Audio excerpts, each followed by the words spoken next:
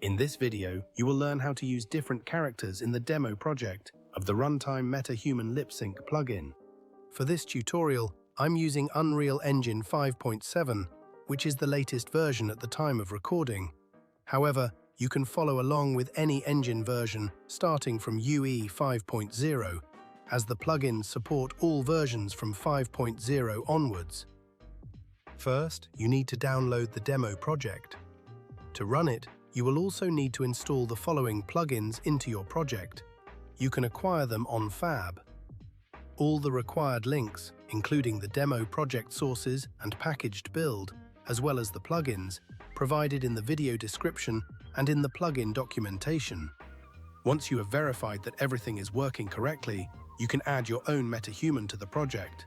The plugin supports any MetaHuman-based character, including custom ones. If you don't have one yet, you can open the Fab window directly from the editor to browse and add a MetaHuman to your project.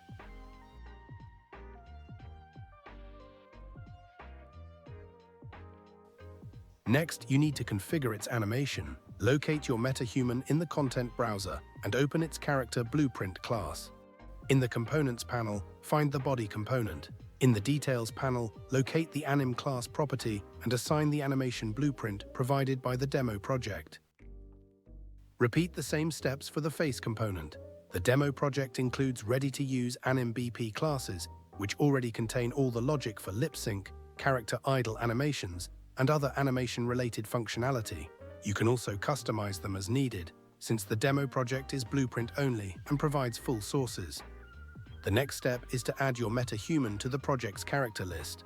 In the content browser, open the content folder, then navigate to the Enums folder and open the MetaHuman Character Enum asset. Add a new enumerator and give it a name corresponding to your character. Then open the blueprint asset in the content folder. Inside it, open the Refresh Character function. There you will find a select node that maps enum values to character blueprint classes used for spawning. Locate the entry for your newly added enum value and assign the corresponding MetaHuman blueprint class to it. In the node below, set the spawn location for your character. The exact values may vary depending on your character's height and proportions, as well as their position along the x-axis to ensure they are framed correctly on screen. Run the demo. You will find your MetaHuman in the Configure Animations menu. You can now interact with it. Hello, Sonny. Hello, how can I assist you today? Tell me something smart. Sure, here's a smart quote for you. The only true wisdom is in knowing you know nothing.